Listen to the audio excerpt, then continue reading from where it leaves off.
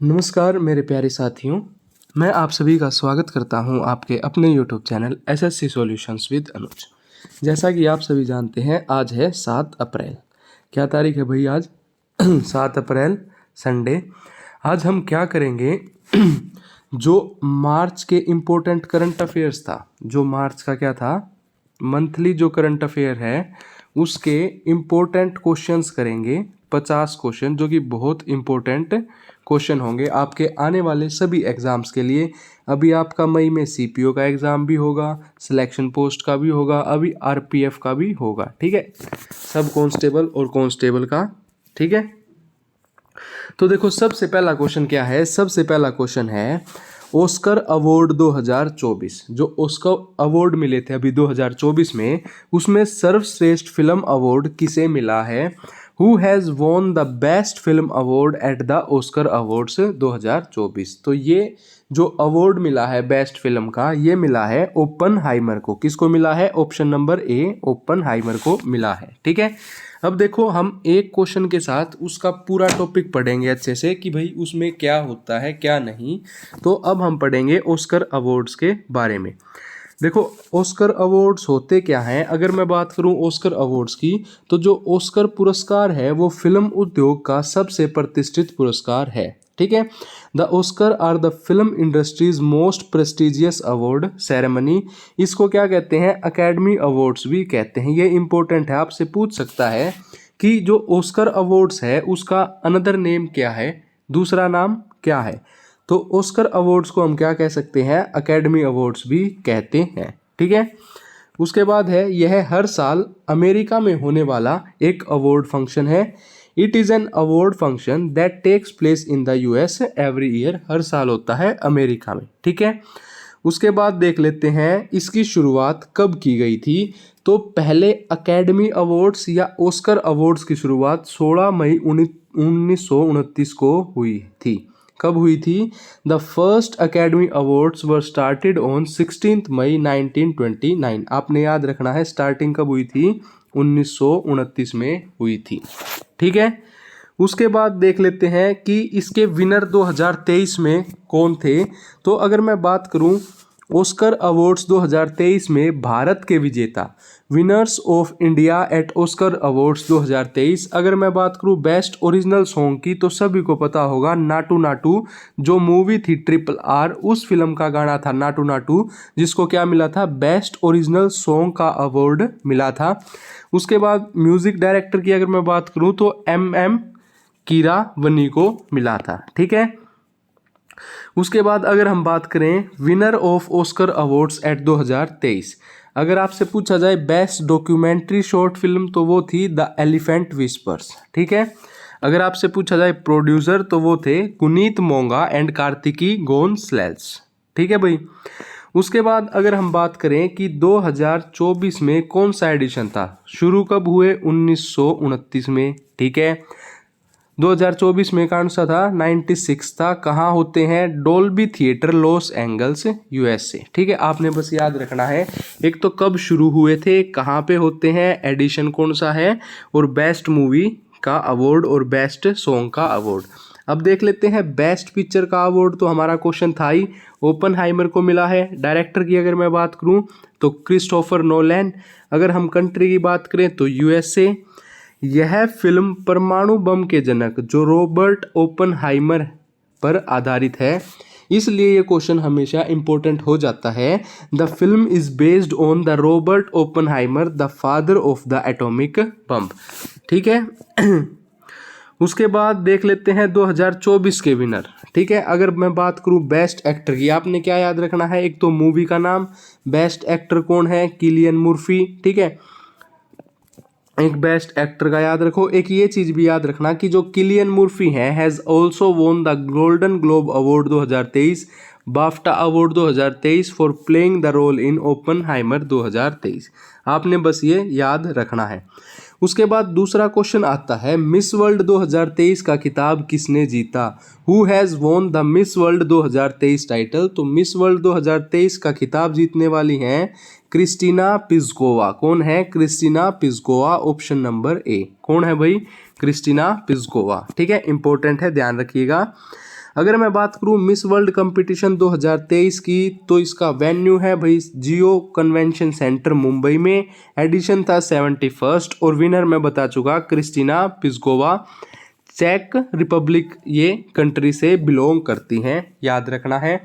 उसके बाद अगर मैं बात करूं कि मिस वर्ल्ड का जो पहला आयोजन हुआ था, मिस वर्ल्ड प्रतियोगिता का पहला आयोजन 1951 में किया गया, ठीक है। मिस वर्ल्ड का मुख्यालय कहाँ पे है? लंदन यूके में है। Headquarters of miss world London UK. दुनिया की पहली मिस वर्ल्ड कौन बनी थी? कीकी होनसन स्वीडन की जो है, ठीक है। पहली याद रखो और अब की याद रखो बस। अगर आपसे पूछ ले भाई भारत में पहली बार मिस वर्ल्ड का आयोजन कब हुआ? 1996 में हुआ था। मिस वर्ल्ड विनर इंडिया की कितनी रही हैं? 6 रही हैं। आपने याद क्या रखना है? एक तो सबसे पहले 1966 में रीता फारिया, ठीक है। 1994 में ऐश्वर्या राय, 1997 में डायना हैडन, 1999 में युक्ता, 2000 में प्रियंका चोपड़ा और 2017 में मानुषी छिल्लर। आपने 4 नाम याद रखने हैं। एक तो सबसे पहले रीता फारिया 1966, ठीक है। एक ऐश्वर्या रॉय, एक प्रियंका चोपड़ा और एक मानुषी छिल्लर। ये 4 या ध्यान में रखने हैं बस, ठीक है। उसके बाद अगला क्वेश्चन आता है कि संतोष ट्रॉफी 2023-24 का खिताब किसने जीता है? Who has won the Santosh trophy 2023-24 title? तो ये जीता है सर्विसेज ने। किसने जीता है? सर्विसेज ने जीता है, ठीक है। अगर हम बात करें संतोष ट्रॉफी की, तो संतोष ट्रॉफी जो है वो किस खेल से संबंधित है? फुटबॉल से संबंधित है, आपने ये याद रखना है, ठीक है। उसके बाद 23-24 का आयोजन कहाँ किया गया था? ये किया गया था आपका अरुणाचल प्रदेश में, ठीक है। कौन सा एडिशन था? 77वां एडिशन था और विनर सर्विसेज है। 4 चीजें याद रखनी है, ठीक है भाई। उसके बाद रनर अप कौन रही? गोवा रही थी। टॉप गोल स्कोरर, हाँ ये पूछ सकता है कि भाई टॉप गोल स्कोरर, तो ये है फिजाम, ठीक है। Best player Sameer Murmu. अगर आपसे पूछा जाए बेस्ट गोलकीपर, तो सैयद बिन अब्दुल कादिर, ठीक है।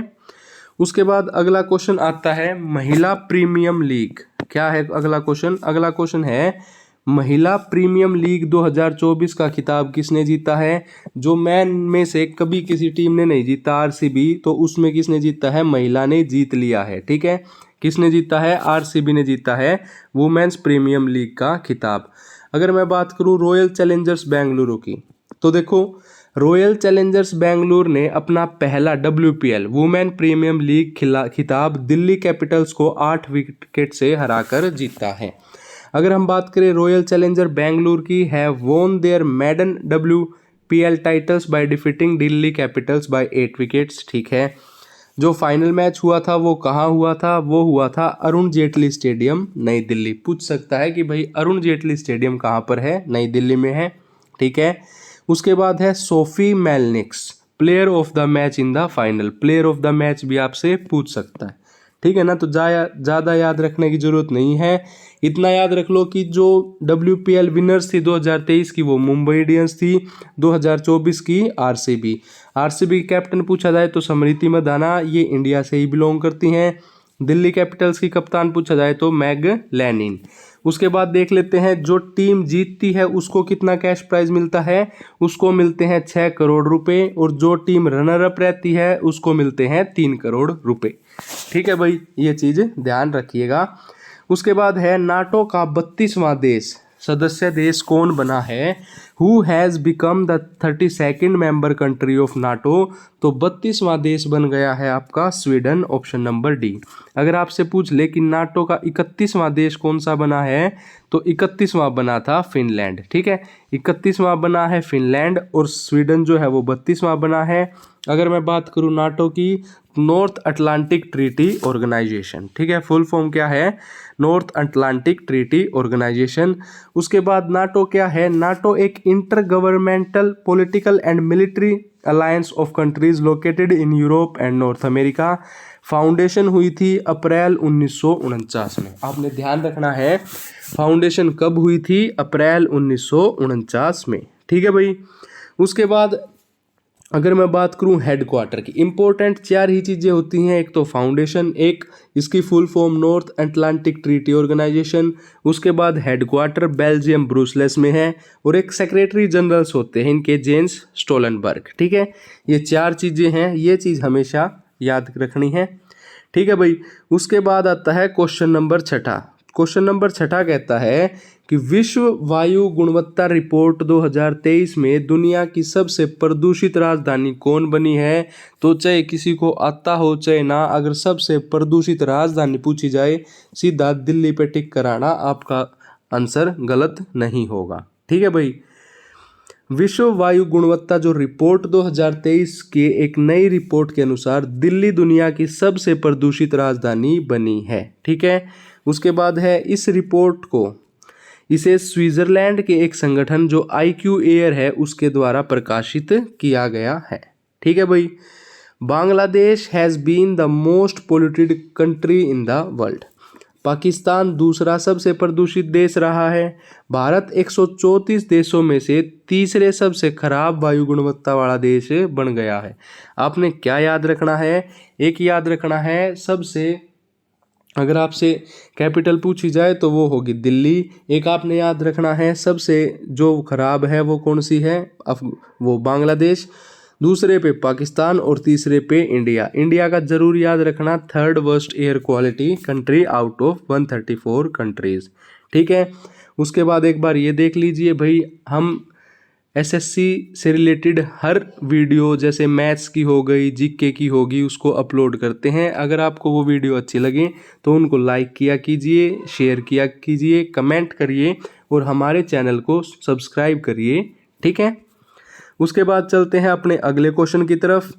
अगला क्वेश्चन कहता है the central government has implemented the CAA citizenship amendment act under which countries non Muslim refugees will get citizenship. देखो हिंदी में देख लो, हिंदी में अच्छे समझोगे कि जो केंद्र सरकार है उसने जो सिटीजनशिप अमेंडमेंट एक्ट जो वो 2019 में लाए थे, मतलब उस चीज़ को एक्ट लागू किया है, इसके तहत किस देश से आए गैर मुस्लिम शरणार्थियों को नागरिकता मिलेगी। ठीक है। तो ये हो जाएगा आपका all of the above, Pakistan के भी, बांग्लादेश के भी और अफगानिस्तान के भी। ठीक है भाई। अब देख लेते हैं ये CAA है क्या। केंद्र सरकार ने 11 मार्च 2024 को सिटीजनशिप अमेंडमेंट एक्ट यानी CAA का नोटिफिकेशन जारी कर दिया है। जो सेंट्रल गवर्नमेंट है उसने इशू किया है notification of the CAA act on 11 मार्च 2024। ठीक है भाई। इसके साथ ही यह कानून देश भर में लागू हो गया है। ठीक है। CAA को हिंदी में नागरिकता संशोधन कानून कहा जाता है, सिटीजनशिप अमेंडमेंट एक्ट। ठीक है। उसके तहत क्या है, इससे पाकिस्तान, बांग्लादेश, अफगानिस्तान से आए गैर मुस्लिम शरणार्थियों को नागरिकता मिलने का रास्ता साफ हो जाएगा। This will clear the way for non Muslim refugees from Pakistan, Bangladesh, Afghanistan to get citizenship. ठीक है भाई। उसके बाद फिर देख लेते हैं CAA के तहत 31 दिसंबर 2014 से पहले पाकिस्तान, अफगानिस्तान, बांग्लादेश से धार्मिक आधार पर प्रताड़ित होकर भारत आए हिंदू, सिख, बौद्ध, जैन, पारसी और ईसाई समुदाय को लोगों को नागरिकता दी जाएगी। ठीक है भाई, ये आप ध्यान रखना। उसके बाद अगला क्वेश्चन आता है DRDO ने अग्नि 5 मिसाइल का सफल प्रशिक्षण किया है, इसकी रेंज क्या है। तो इसकी रेंज होगी आपकी 5000 किलोमीटर। कितनी रेंज होगी इसकी, 5000 किलोमीटर किसकी होगी। जो DRDO है उसने सक्सेसफुली टेस्ट फायर्ड किया है अग्नि 5 मिसाइल, उसकी रेंज कितनी है, 5000 किलोमीटर। ठीक है। DRDO has successfully tested the अग्नि 5 मिसाइल। ठीक है। अग्नि 5 के बारे में ये पढ़ लेना, ये कोई इतना इम्पोर्टेंट नहीं है। ठीक है। उसके बाद देखते हैं क्वेश्चन नंबर 9। ये इम्पोर्टेंट है। हाल ही में चुनाव आयुक्त के रूप में किसे नियुक्त किया गया है। Who has recently been appointed as the election commissioner. तो ये किया गया है बोथ A and B। ठीक है। किसको, सुखबीर संधू को और ज्ञानेश कुमार को। अब हमने बात की है इलेक्शन कमीशन की, तो हम इलेक्शन कमीशन के बारे में देख लेते हैं एक बार। जो चीफ इलेक्शन कमिश्नर होता है और जो इलेक्शन कमिश्नर होते हैं appointed in the panel prime minister जो कि speaker, leader of opposition in Lok Sabha, a union cabinet minister nominated as member by PM. ठीक है भाई। अब देखते हैं इलेक्शन कमीशन ऑफ इंडिया होता क्या है। भारत का चुनाव आयोग स्थापना हुई थी 25 जनवरी 1950 में। यह देश में लोकसभा, राज्यसभा और राज्य विधानसभाओं, राष्ट्रपति और उपराष्ट्रपति के चुनाव का संचालन करवाता है। जो आपकी म्यूनसिपैलिटीज होगी, जो पंचायत होगी, ये सारी जो छोटे स्तर पे हैं, इन सभी चीज़ों को छोड़ के बाकी सभी के चुनाव हमारा इलेक्शन कमीशन कराता है। ठीक है। अगर मैं बात करूं आर्टिकल्स की, तो अनुच्छेद 324 से 329 चुनाव आयोग से संबंधित हैं। वर्तमान मुख्य चुनाव आयुक्त कौन है? राजीव कुमार हैं। ठीक है। वर्तमान में कौन है इलेक्शन कमिश्नर? राजीव कुमार। उसके बाद देखा है मुख्य चुनाव आयुक्त का कार्यकाल 6 वर्ष या 65 वर्ष की आयु जो पहले हो उस तक हो सकता है। मतलब या तो वो इंसान पहले 65 साल का हो गया हो तो उसको वो कर देंगे, या उसका 6 साल का कार्यकाल पूरा हो गया हो। ठीक है।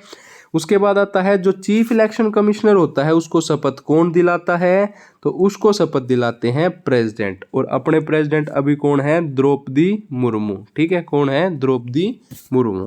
ठीक है भाई। उसके बाद है Sela tunnel has been inaugurated in which state. जो सेला टनल है वो किस स्टेट में इनॉग्रेट है? तो वो है अरुणाचल प्रदेश में, ऑप्शन नंबर डी। ठीक है। प्रधानमंत्री नरेंद्र मोदी ने 9 मार्च 2024 को अरुणाचल प्रदेश के पश्चिम कामेंग जिले में बैसाखी में 13,000 फीट की ऊंचाई पर सेला टनल का उद्घाटन किया है। ठीक है। उसके बाद देख लेते हैं क्वेश्चन नंबर 11। क्वेश्चन नंबर 11 कहता है दुनिया का सबसे बड़ा हथियार आयातक देश कौन बना है? Which country has become the world largest arms importer. तो वो कौन बन गया है? वो बन गया है अपना देश भारत, इंडिया। ठीक है भाई। देखो, according to the Stockholm International Peace Research Institute SIPRI, इसकी फुल फॉर्म भी याद रख लेना, कई बार पेपर में पूछ लेगा पागल बनाने के लिए कि भाई सिप्रो की फुल फॉर्म बताओ। बहुत कम बच्चों को याद होती है। India's is the world largest A arms importer. ठीक है, ये आपने ध्यान रखना है। ठीक है भाई। उसके बाद अगला क्वेश्चन आता है who is the new CM of Haryana. पहले कौन थे? खट्टर साहब थे, इनको हटा दिया गया, इन्होंने खुद रिजाइन दे दिया गया। अब नए सीएम कौन बने हैं? नायाब सिंह सैनी। और यहाँ के गवर्नर कौन है? बंडारू दत्तात्रेय। नए सीएम नायाब सिंह सैनी। ठीक है। अब देख लेते हैं हरियाणा में बीजेपी और जननायक जनता पार्टी जो जेजेपी है उसका गठबंधन टूट गया है। The alliance between BJP and JJP in Haryana has broken. इसके बाद मनोहर लाल खट्टर ने मुख्यमंत्री पद से इस्तीफा दिया है और उनकी जगह किसे लेके आए हैं? अब लाए हैं नायाब सिंह सैनी को। Was elected as the chief minister of the state of BJP legislature party meeting. और नायाब सिंह सैनी जो है वो वर्तमान में हरियाणा बीजेपी के अध्यक्ष और कुरुक्षेत्र के लोकसभा अध्यक्ष हैं। कहाँ के हैं? कुरुक्षेत्र के लोकसभा अध्यक्ष हैं। ठीक है। उसके बाद हरियाणा के बारे में देख लेते हैं। स्थापना हुई थी 1 नवंबर 1966 को। राजधानी सभी को पता है चंडीगढ़, और गवर्नर मैंने अभी बताया बंडारू दत्तात्रेय। ठीक है। चीफ मिनिस्टर कौन बने हैं अभी? नायाब सिंह सैनी। उसके बाद आता है who has become the chairman of national commission for scheduled caste. Who has become the chairman for national commission for scheduled caste. तो ये बने हैं किशोर मकवाणा, ऑप्शन नंबर डी। कौन बने हैं? किशोर मकवाणा। ठीक है। अगर मैं बात करूं, Makwana has served as the joint spokesperson of the BJP Gujarat unit. वह एक पत्रकार भी हैं और 33 से अधिक पुस्तकों के लेखक हैं। ठीक है, इसलिए ये इंपॉर्टेंट हो जाता है। ठीक है भाई, ध्यान रखना। अगर मैं बात करूं NCSC, national commission for scheduled caste, गठन हुआ था 19 फरवरी 2004 में। एक कॉन्स्टिट्यूशनल बॉडी है। अनुसूचित जातियां हैं उनके शोषण के विरोध सुरक्षा उपाय का प्रदान करना इनका क्या है? उद्देश्य है, मेन ऑब्जेक्टिव है। उसके बाद पूछा गया है what is the India's rank in the world happiness index 2024। तो इंडिया की रैंक कितनी रही है? 126 रही है। किस में रही है? वर्ल्ड हैप्पीनेस इंडेक्स 2024 में। ठीक है। जो यूनाइटेड नेशन है उसने रिलीज किया है वर्ल्ड हैप्पीनेस इंडेक्स 2024। 20 मार्च को वर्ल्ड हैप्पीनेस डे के अवसर पर यह रिपोर्ट जारी की गई और जारी करने के बाद इंडिया की रैंकिंग कितनी आई है, इसमें 126 आई है 2024 में। इम्पोर्टेंट है, याद रखना। ठीक है भाई। उसके बाद सबसे खुशहाल देश, हैप्पीएस्ट कंट्री, पहला याद रखो फिनलैंड, दूसरा डेनमार्क, आइसलैंड, स्वीडन, कुछ नहीं याद रखना, पहला याद रखो फिनलैंड। इंडिया की रैंकिंग याद रखो 126 में। ठीक है। उसके बाद है who has been conferred the Chameli Devi Jain award 2024। तो चमेली देवी जैन अवार्ड 2024 किसे मिला है? ग्रीष्मा कूथर को और रितिका चोपड़ा को। बोथ ए एंड बी किसको मिला है? बोथ ए एंड बी दोनों को मिला है। ठीक है। ये मैं पीडीएफ अपलोड कर दूंगा अपने टेलीग्राम चैनल पर एसएससी सॉल्यूशंस विद अनुज, वहां से आप अच्छे से इसको पढ़ सकते हैं। उसके बाद है which operation has been launched by the operation India to evacuate Indians from Haiti. ठीक है। तो कौन सा ऑपरेशन है ये है आपका ऑपरेशन इंद्रावती। ऑप्शन नंबर ए ऑपरेशन इंद्रावती। ठीक है भाई। उसके बाद देख लेते हैं अगला क्वेश्चन। ये सबसे इंपॉर्टेंट है कि who has been awarded the Saraswati Samman 2023। 2023 का जो सरस्वती सम्मान है वो किसे दिया गया है? प्रभा वर्मा को। किसे दिया गया है? प्रभा वर्मा को दिया गया है। ठीक है भाई। उसके बाद देख लेते हैं साहित्यकार प्रभा वर्मा को उनकी मलयाली काव्यकृत रौद्र सात्विक के लिए 2023 का प्रतिष्ठित सरस्वती सम्मान प्रदान किया जाएगा। ठीक है। यह पुरस्कार कौन देता है? के बिरला फाउंडेशन के द्वारा दिया जाता है, याद रखिएगा। ठीक है। अगर मैं बात करूं 2022 का जो सरस्वती सम्मान था वो किसको मिला था? शिव शंकरी को मिला था, उनकी कंपोजिशन सूर्या वंशन को लेकर। ठीक है। और अब मिलेगा प्रभा कुमार को। Who has been awarded the Pritzker architecture prize 2024। जो 2024 का अवार्ड मिला है वो किसको मिला है? वो मिला है रिकेन यामामोटो। किसको मिला है? रिकेन यामामोटो को मिला है। जापानी वास्तुकार कौन है ये? जापानी वास्तुकार हैं रिकेन यामामोटो ने ये जो पुरस्कार है ये प्राप्त किया है। ठीक है। उसके बाद है who has won the Ranji trophy 2023-24 title. तो 2023-24 टाइटल का रणजी ट्रॉफी किसने जीता है? मुंबई ने जीत लिया है। ठीक है। मुंबई महाराष्ट्र। विदर्भ को 169 रनों से हराकर मुंबई ने रणजी ट्रॉफी 2023-24 जीत ली है। फाइनल मुकाबला मुंबई के वानखेड़े स्टेडियम में हुआ था। ठीक है। यह मुंबई का जो 42वां रणजी ट्रॉफी खिताब है। मुंबई के कप्तान अजिंक्य रहाणे, मुंबई कैपिटन अजिंक्य रहाणे। इंपॉर्टेंट है क्वेश्चन, ध्यान रखिएगा। अगर मैं बात करूं रणजी ट्रॉफी की तो इसके रनर अप कौन रहे? विदर्भ। ठीक है। ये आपको इतना ध्यान नहीं रखना है। हाँ, ये इंपॉर्टेंट है। PM Modi is on a two day visit to which country. जो पीएम मोदी है वो 2 दिन के विजिट पे गए थे। कहाँ पे? भूटान पे, जहाँ इनको उनके ओनर से भी सम्मानित किया गया था। प्रधानमंत्री नरेंद्र मोदी भूटान के 2 दिन के दौरे पर हैं। पीएम मोदी 22-23 मार्च को भूटान में रहेंगे। पीएम मोदी ने भूटान के राजा जिग्मे वांगचुक और पीएम शोरिंग टोब्गे से मुलाकात की है। ठीक है। अगर मैं बात करूं भूटान भी पीएम मोदी को अपना सर्वोच्च नागरिक सम्मान order of the Druk Gyalpo प्रदान करेगा। Honour of the Druk Gyalpo वो है वो प्रदान करेगा। ठीक है भाई। उसके बाद उसके बाद देख लेते हैं अगला क्वेश्चन, क्वेश्चन नंबर 21वां क्वेश्चन कहता है जो संयुक्त राज्य सैन्य अभ्यास है लिमितिया 2024, कौन सी? लिमितिया 2024 वो इंडिया और कौन सी कंट्री के बीच में हुई है? तो वो हुई है इंडिया और सेलेस के बीच में। ये क्या है? याद रखना, इंडिया और सेलेचस। ठीक है। ये क्वेश्चन मैंने दिल्ली करंट अफेयर की क्लास में भी करवाया था। उसके बाद आता है इस अभ्यास में भारतीय सेना की गोरखा राइफल्स के 45 जवान हिस्सा ले रहे हैं। लिमितिया शब्द का अर्थ है मित्रता। ठीक है। तो इंडिया मित्रता कर रहा है सेलेचस के साथ। ठीक है। उसके बाद इसकी राजधानी देख लेते हैं। राजधानी है विक्टोरिया, कैपिटल विक्टोरिया, और मुद्रा क्या है? शेषलसी रुपया। ठीक है भाई, ये ध्यान रखेगा। उसके बाद है अगर मैं बात करूं प्रेसिडेंट की तो प्रेसिडेंट हैं वेवल। अगर वाइस प्रेसिडेंट की बात करूं अहमद आफिफ, और इनको जो इंडिपेंडेंस मिली थी यूके से वो मिली थी 1976 में। कब मिली थी भाई? 1976 में मिली थी। ठीक है, उसके बाद कुछ मेजर वॉर मतलब प्रमुख युद्ध अभ्यास देख लेते हैं। विनबैक्स की बात करें तो भारत और वियतनाम, काजिंद की बात करें भारत और कजाकिस्तान, ओसी इंडेक्स, ओसी से ऑस्ट्रेलिया, आईएनडी से इंडिया, तो इंडिया और ऑस्ट्रेलिया। सिम्बैक्स की बात करें, सिम से हो जाएगा आपका सिंगापुर, इंडिया है ही। ठीक है, what has been renamed as Maharashtra's Ahmednagar. ठीक है, महाराष्ट्र का जो अहमदनगर है उसका नाम बदल के क्या रख दिया गया है? अहिल्यानगर रख दिया गया है। क्या रख दिया गया है?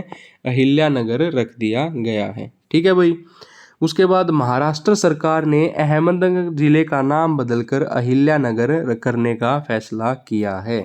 ठीक है, जो अहिल्याबाई है वो 18वीं शताब्दी से मालवा प्रांत की सबसे योग्य शासक थी। उसके बाद अगला क्वेश्चन आता है, which app has been launched by the election commission for voters before the Lok Sabha elections. तो कौन सा ऐप है? वो है नो यूर कैंडिडेट। कौन सा है भाई? नो यूर कैंडिडेट वो ऐप है।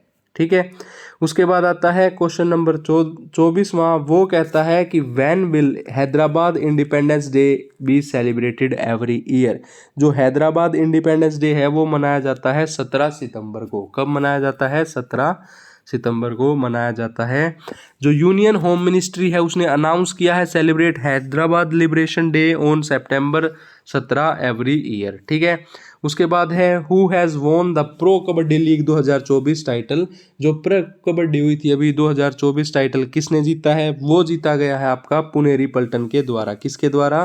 पुनेरी पल्टन के द्वारा। अगर मैं बात करूँ प्रो कबड्डी की तो कितने खिलाड़ी होते हैं? 7 खिलाड़ी होते हैं।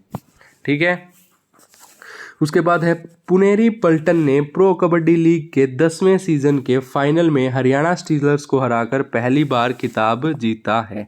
ठीक है, पुनेरी पल्टन के अगर मैं कैप्टन की बात करूं तो कैप्टन है असलम इनामदार, और अगर हरियाणा स्टीलर्स के कप्तान की बात करें तो जयदीप दहिया थे। कौन थे भाई? जयदीप दहिया। ठीक है, उसके बाद टॉप स्कोरर, ये आपसे इतना नहीं पूछेगा, बाकी पीडीएफ में दूंगा, उस पीडीएफ में आप एक बार पढ़ लेना। उसके बाद है रियूजेबल लॉन्च व्हीकल पुष्पक का लैंडिंग मिशन। देखो पुष्पक का किसने किया था? इसरो ने। ठीक है, ये आप देख लेना, इतना इंपॉर्टेंट नहीं है। ये इंपॉर्टेंट है, who has become the president of India ISA. ठीक है, एक तो आईएसए क्या होता है? इंटरनेशनल सोलर अलायंस होता है, जिसका हेडक्वार्टर कहाँ पे है? गुरुग्राम में है। लेकिन अब की बार पूछा गया है who has become the president of ISA मतलब इंडियन स्टील एसोसिएशन। तो ये कौन है? ये हो जाएंगे आपके Naveen Jindal. Option number C. कौन है? नवीन जिंदल अपॉइंट हुए हैं।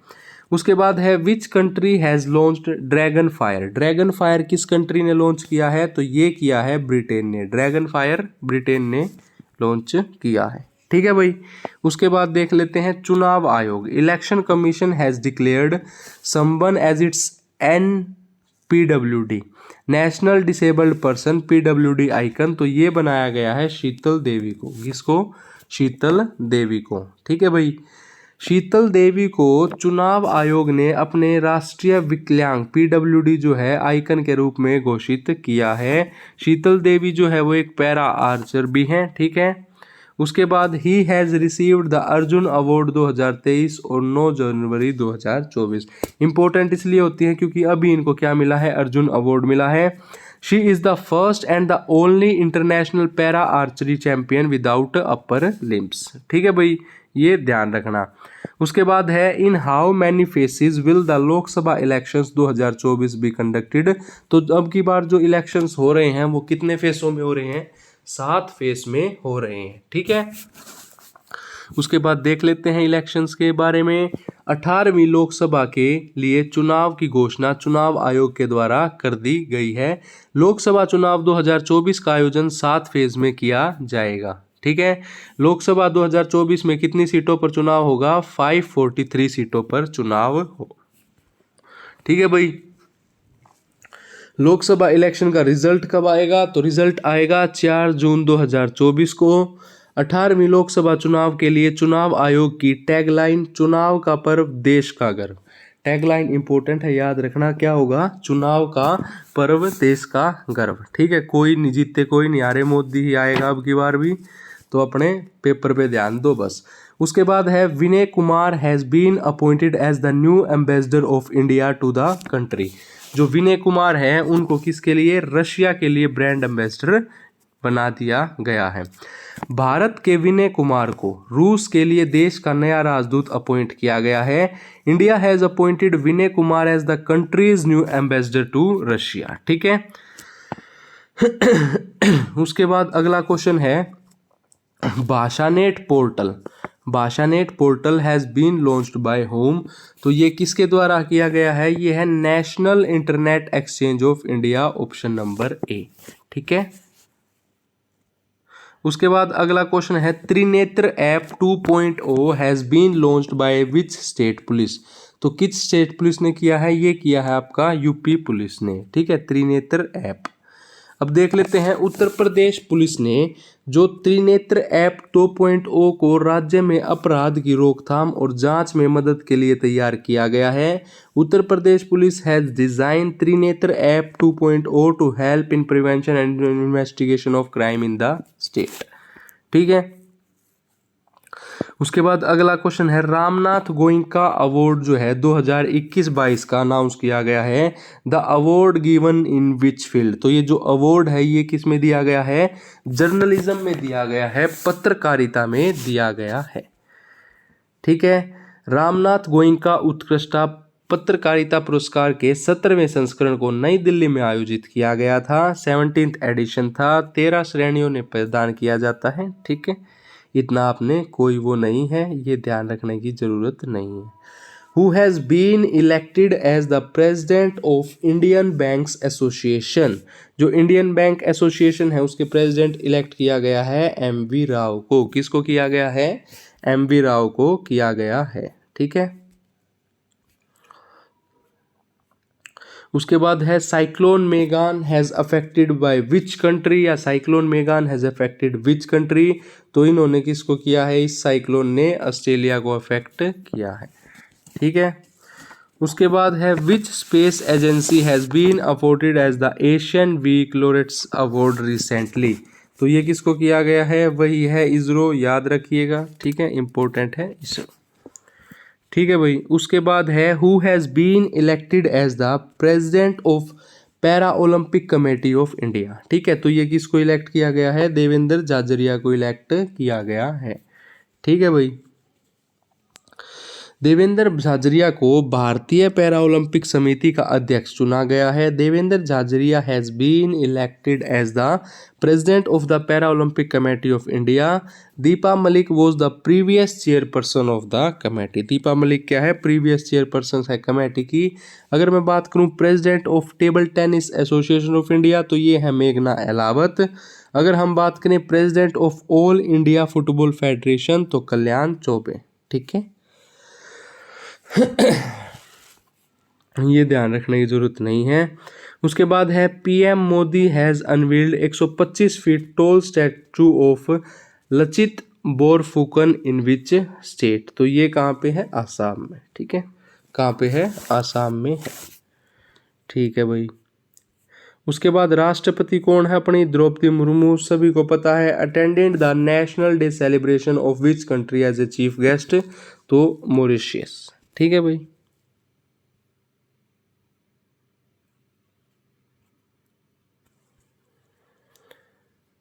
ये मॉरिशस के बारे में था। उसके बाद एक इंपॉर्टेंट क्वेश्चन ये है कि who has been awarded as the Erasmus. ठीक है, ये अवार्ड किसको दिया गया है, अमिताभ घोष को दिया गया है। इनकी इंपॉर्टेंट पुस्तकें भी हमसे पेपर में पूछ ली जाती हैं। ठीक है, अमिताभ घोष ने इरास्मस पुरस्कार 2024 जीत लिया है। ठीक है। उसके बाद अगला क्वेश्चन क्या आता है, अगला क्वेश्चन आता है हमारा, ये तो इसकी शुरुआत थी। उसके बाद अगला क्वेश्चन है who has recently launched Samagra app. तो ये किसके द्वारा लॉन्च किया गया है, ये किया गया है अमित शाह के द्वारा लॉन्च किया गया है।